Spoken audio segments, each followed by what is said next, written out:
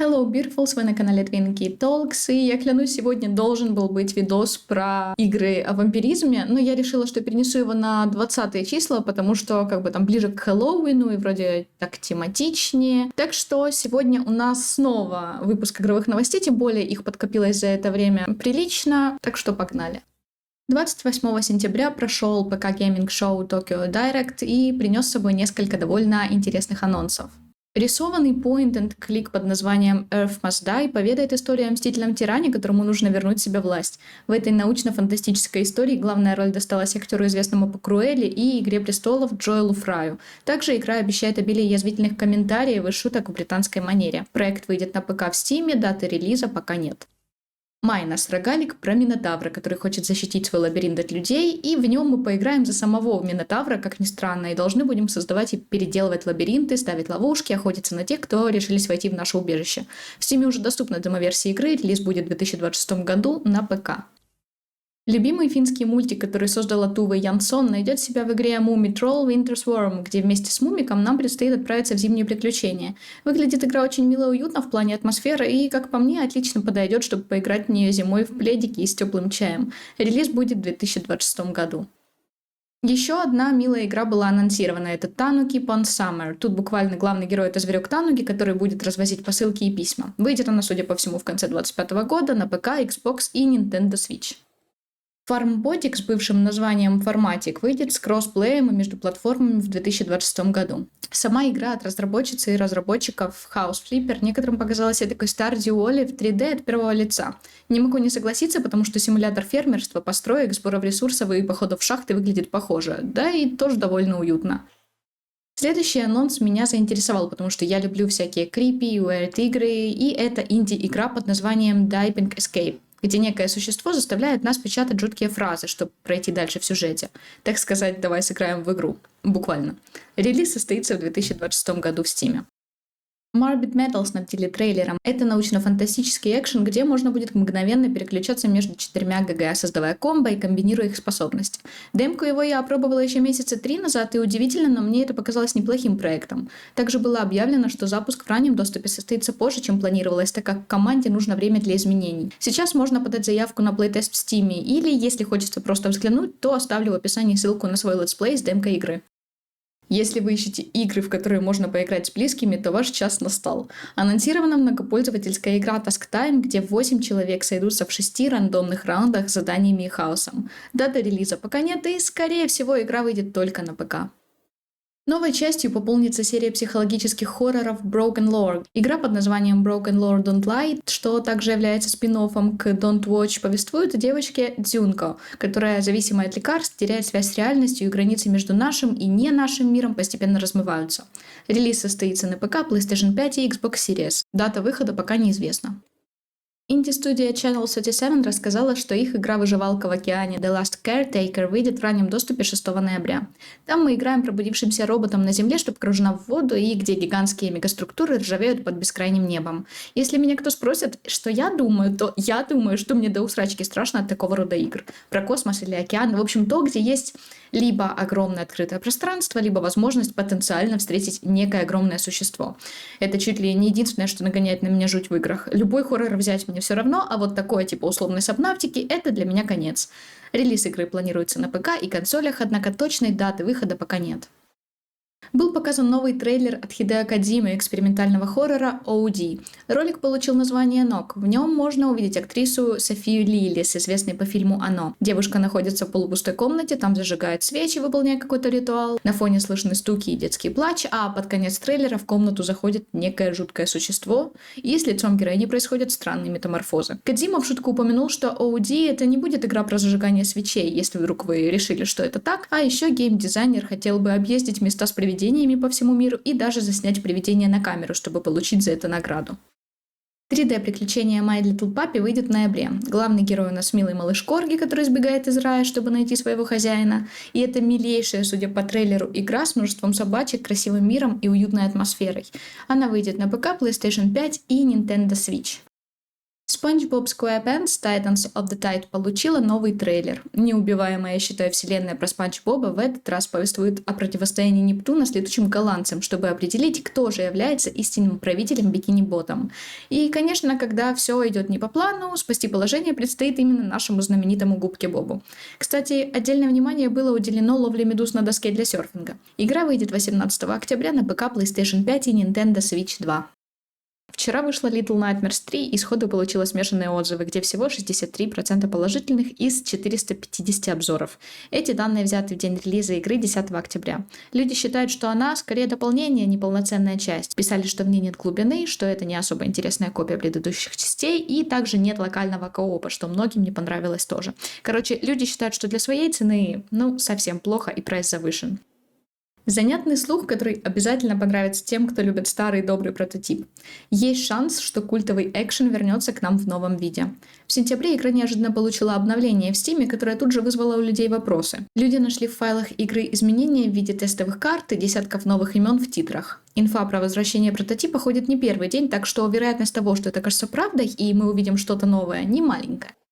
Кстати, у Vampire the Masquerade вышел новый трейлер, и его посвятили актерскому составу. Тут новость не особо большая, но я очень хотела поделиться из-за одной небольшой забавной вещи. В касте будут участвовать Беттон Дикстон Бейт и Томми Симан, которые в свое время были голосами в Baldur's Gate 3, и озвучивали там, что самое смешное, Влакит и Орфея. Кто знает БГ-3 или в целом вселенную D&D, те в курсе, что это две стороны одной медали и тесно связаны между собой. Отходя от темы, ждете ли вы игру, потому что лично я, очень, вы не представляете. Также из демок, что показались мне интересными, сейчас можно поиграть в Bark Hour. Это стелс-экшн-платформер, где нужно играть за собачку, собственно, но я заметила, что в Steam сейчас в основном отрицательные обзоры на демку. Как я поняла, люди недовольны разными вещами, например, ужасной озвучкой от ИИ, плохим стелсом, глупыми NPC, легкими боевками и неприятным интерфейсом. Сразу после видео протестила демку, решила добавить также, что игра сама по себе потенциально неплохая. Да, там есть минусы, но это терпимо. Но вот что самое бесячее было в демке, это действительно озвучка от ИИ. Звучит совершенно нелепо, не нужно, и самое главное, не имею понятия, зачем это вообще было сделано, с какой целью. Проще было оставить вовсе без озвучки, чем с такой. К счастью, сама игра на релизе полной версии будет с нормальной озвучкой от настоящих людей. А вот в демке они, конечно, плюсы себе не добавили этим. И также еще одна демка игры Valor Mortis. Это экшен от первого лица в жанре Souls-like от создателей игры Ghost Runner. Тут мы играем за восставшего из мертвых солдата наполеоновской армии, и вроде бы у нас есть сверхъестественные силы. Также поиграла в эту демку тоже. Я думала, что будет хуже и мне не зайдет, но оказалось неплохим Souls-like. Там было то, что мне не понравилось, но мрачная атмосфера в принципе затащила. Я обожаю ходячих, и поэтому не могла не рассказать эту новость. Две вселенные пересеклись, и World of Tanks заколлабилась с Walking Dead 9 октября. В игру добавили награды в виде танков для выживания, камуфляжа и коллекционных предметов, а еще фоны профиля и аватары с двумя персонажами из сериала — Дэрилом Диксоном и Ниганом. Gearbox показали тизер нового искателя хранилища Кэша. Честно сказать, он мне по дизайну понравился чуть ли не больше всех основных в 4-й части, а еще мне и некоторым другим он слегка напомнил Ревенанта из Apex Legends. Кэш у нас бывший робот-дилер, покинувший казино ради свободной жизни. Как и прочие остальные ГГ, он имеет 3 уникальных активных навыка с 3 древами прокачки для создания различных билдов. Герой входит в состав первого сюжетного пака Mad Ellie and the World of the Damned, релиз которого намечен на первый квартал 2026 года. Помимо самого персонажа, пак также включает новую зону на карте, сюжетные побочные миссии, легендарное снаряжение и разнообразную косметику. Также есть слух о том, что скоро, где-то в конце октября, состоится официальная презентация Silent Hill Downfall, которая тоже, по слухам, выйдет прямо в мой день рождения, 26 марта. Игра выйдет на ПК, PS5 и Xbox Series.